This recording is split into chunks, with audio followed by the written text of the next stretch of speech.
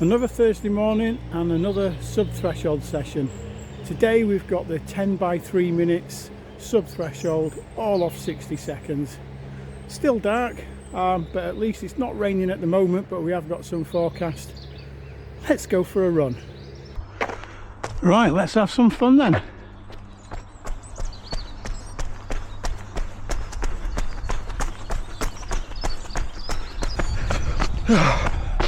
First one done.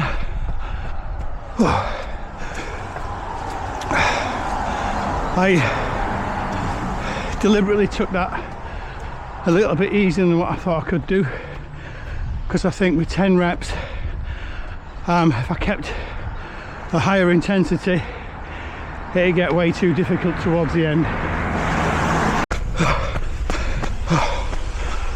I think there's something gone wrong with my camera.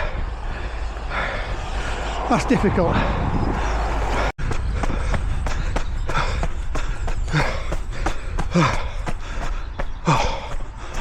Three down. Oh, I'm really overdressed for this. Hi. Ooh, this is a bit spicy today.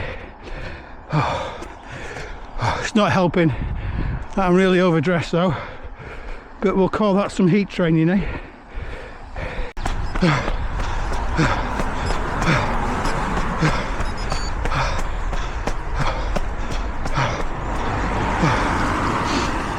Oh yeah. Oh, this is a tasty session, but I gotta be honest, I'm enjoying it.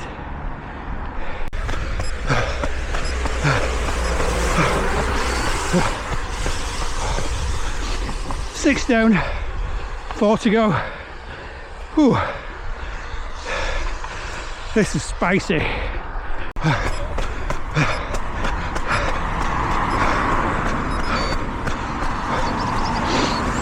Oh, 7 down. We're on the home straight now.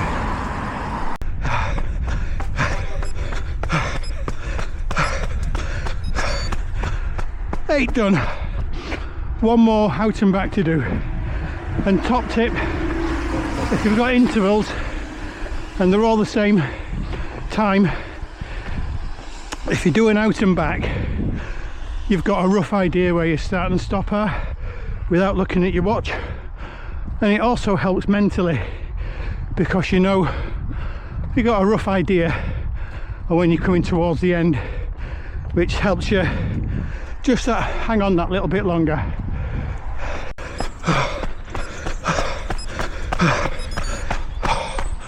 9 down, 1 to go. Yes. And the last one never counts. You know you've done the work. So this last one, even though I'm going to stick to effort, this last one's going to feel much easier.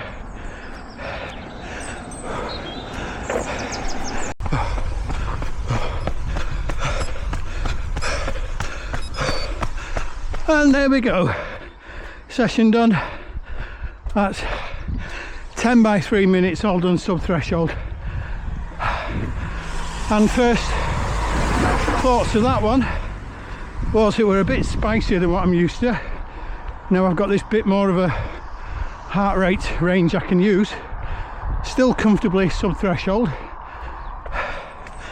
But yeah, definitely a level up on what I'm used to, but thoroughly enjoyable. I really felt like I let the brakes off then. I was still having to be mindful and keep it controlled, keep it sub-threshold, and that's just keeping it sub-threshold just massively helps with the recovery time. There we go. Finished. So I'm going to get my cool down done now, and then we're going to have a quick chat, and I'll include the shoes that I've got on. So I'll speak to you in a minute. And that's another cracking session in the bag, and quite good volume as well. When we get the lighter days, I'm going to bring you along for the whole session.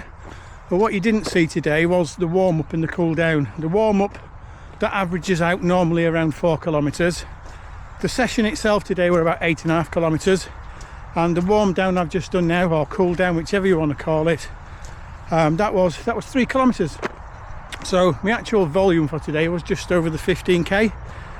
And it's all been done at an intensity that's going to give me the adaptations but not destroy my legs, because tomorrow I've got 60 minutes easy, which is your aerobic stimulus, and because it's going to be done really easy, it's going to help with recovery from today's session. So that's my waffle done. Now let's talk about the thing that you're waiting for most of all, the shoe choice.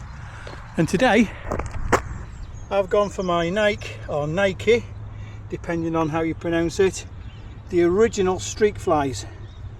And these are absolutely amazing shoes.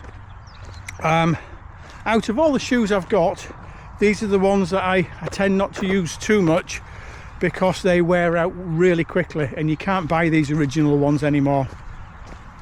But they are brilliant for short, sharp intervals. They have a very, very thin midsole. It is the Zoom X, and they're not plated, so that you get a good workout with lightweight shoes, but also you get the benefits of having the thinner midsole with no plate, which helps your, how can I explain this, all those tiny little muscles that help you with your balance and your efficiency. They're normally wrapped up in cotton wool when you've got your big 40mm cushioned carbon plated shoes on, but when you put these on, all those little tiny muscles get a good workout, and working on your efficiency, that's a good thing. So if you've got some minimalist shoes, wear them now and again, because it does help. But that's my waffle done for today. I've got to get back now, get showered and cleaned up, because yes, it's work again, that dreaded W work. So until next time, I'll see thee.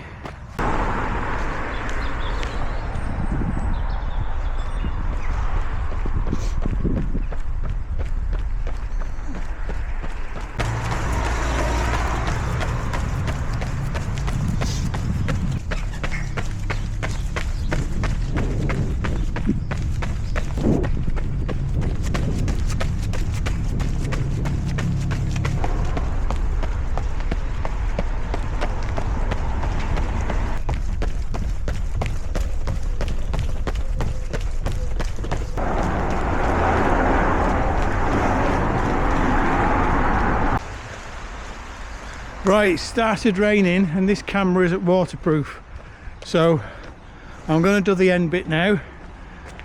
Today's shoes, Evo SLs in the silver colourway. Look at the stator there on the front.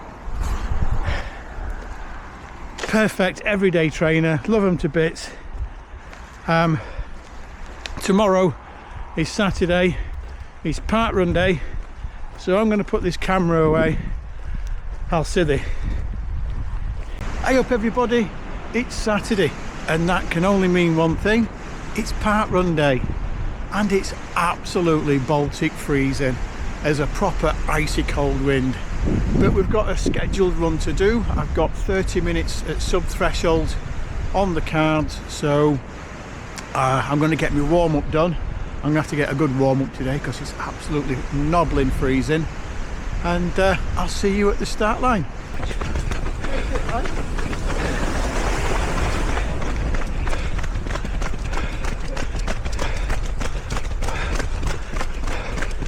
What are you doing? All right.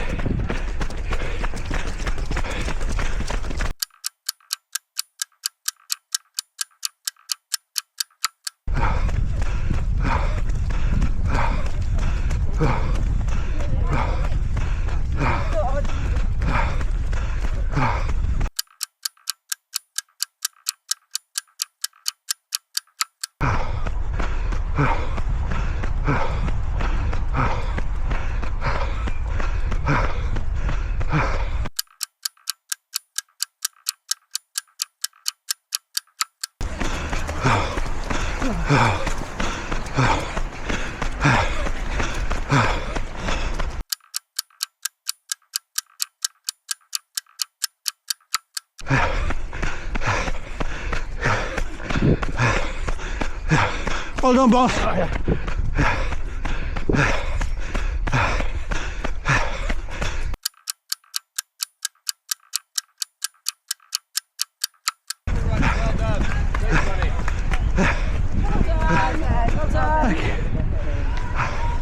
Well done, you.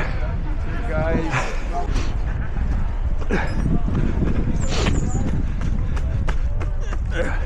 Sorry.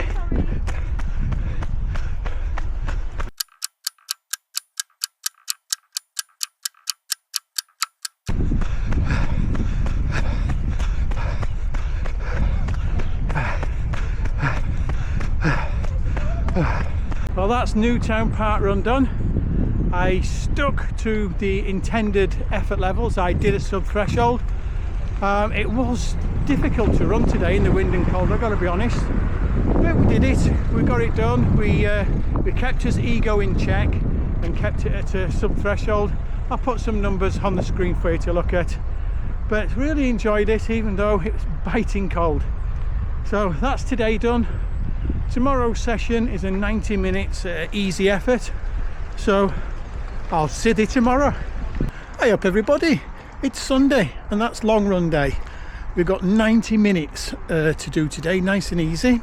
So I've come through to the Grow Park, just going to go around the parkrun course and just have a nice day of it. So let's go for a run.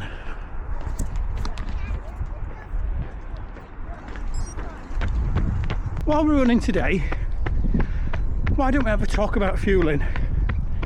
And I'll share with you some tips and tricks I've learned, just in case you're one of them unlucky people that have trouble fueling while you're running. And we'll use a bit of common sense and a bit of science for this. So whenever you put anything in your stomach, your body needs a good blood supply for digestion to get it processed. The problem is when you're exercising, your body also needs a good blood supply for your muscles, and it's not easy to do both. So what can happen is you put something in your stomach and there's an insufficient blood supply, so your body works out interesting ways to get that out of your stomach because it can't deal with it. And I think every runner has been in that situation at some point or another. And the way around that is to use a bit of common sense and science, and instead of putting a lot of whatever fuel in your stomach quickly, take your time. I've got a gel here now, 40 grams of carb, and I'm going to take probably 10, 15, sometimes 20 minutes to have this. I'm going to just every now and again take a little tiny sip.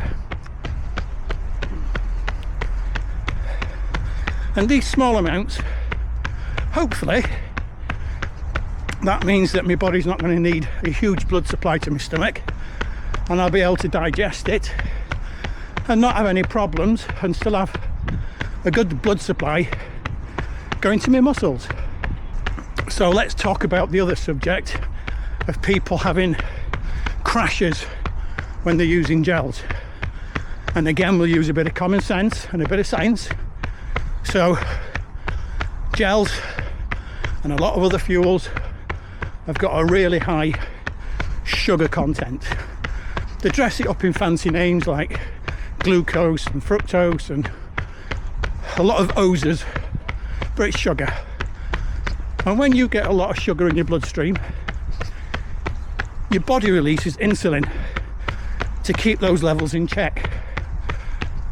And if you down one of these really quickly, that's going to spike your sugars.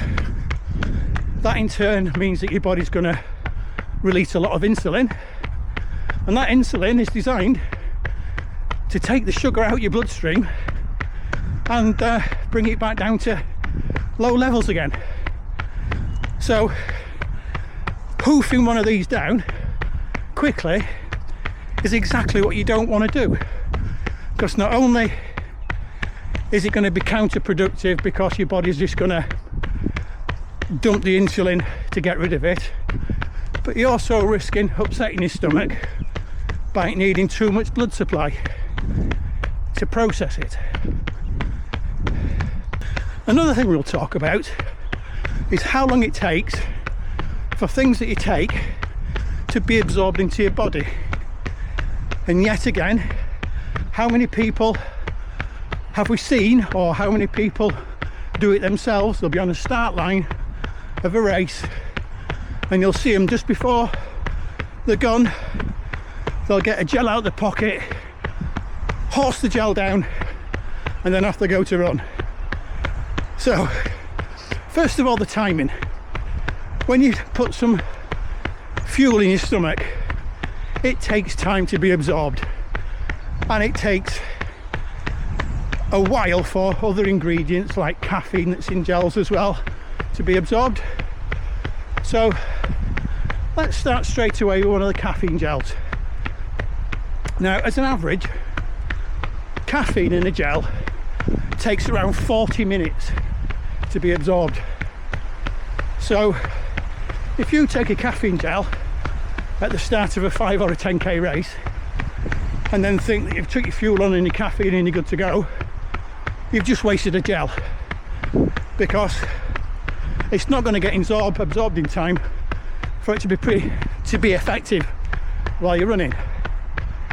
The trick is to get the fueling done before you actually start. And when I do a really hard 5k, I don't use these ones, I use the nootropic ones, the ones with caffeine in, and I'll start taking one of them about an hour before the start of a 5k, and it will take a good 10-15 minutes for me to finish the gel off.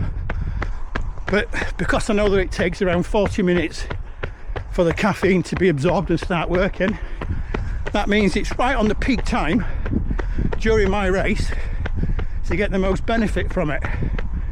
And all the ones on the start line that take it right before the gun, they finish their race before it's actually absorbed. So timing is really important. Also, for those that take it on the start line and chug it down, right before the race, when you need all that energy, and you could do with some sugars in your blood, and you chug one of these down quickly, getting back to what we said before, that spikes your blood sugars. That in turn makes your body release insulin. That insulin strips all the sugars out your blood. So right from the start of the race, you've pretty much really damaged it because you've chugged the gel down too quickly. I'm getting right on my top limit now. What is the most important thing is to practice, because everybody's different. What I do in my fueling is guaranteed not to suit somebody else, because everybody's different. So experiment and try. See how your body responds to taking a gel slowly. See how your body responds to taking it in advance. Experiment, that's what it's there for. These training runs, it's not just about the physical exertion, it's about trying everything else. It's trying your fueling, trying your kit, trying your tech. Get everything tried on your training runs so that when you do get to race day, you've got a chance of everything going much sweeter. But that's today's chatty bit done. Let's get back to running. We've got 20 minutes left, 22 minutes left. So I'll see you in a bit.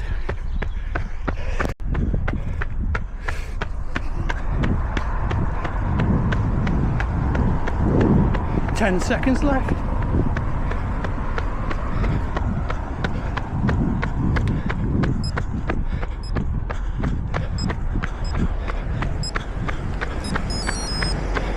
So that's 90 minutes in the bag, all done nice and easy. I put some stats on the screen for you to look at. There was a little bit in the middle where the heart rate went right to the top end of where I'd like it to be, but that wasn't due to an increase in effort, that was due to me talking about gels. So bit of a falseness to that. It wasn't an increase in effort at all. But that's another week done. That's week 5 done of the Norwegian Singles, and I'm really enjoying it. Before we go, let's talk about the shoes. And today my shoes were the Nike Vomero Plus, and I'm really enjoying these shoes. They have the Zoom X midsole, which is superb, a fantastic cruisy shoe, really comfortable. My feet are feeling as fresh now as what there was 90 minutes ago before I started, and yeah, they are turning out to be top tier shoes for me at the minute. So that's this week done. Next week is just starting the clock counter right from the beginning. We'll be doing a 60 minutes easy tomorrow. So until then, I'll see you.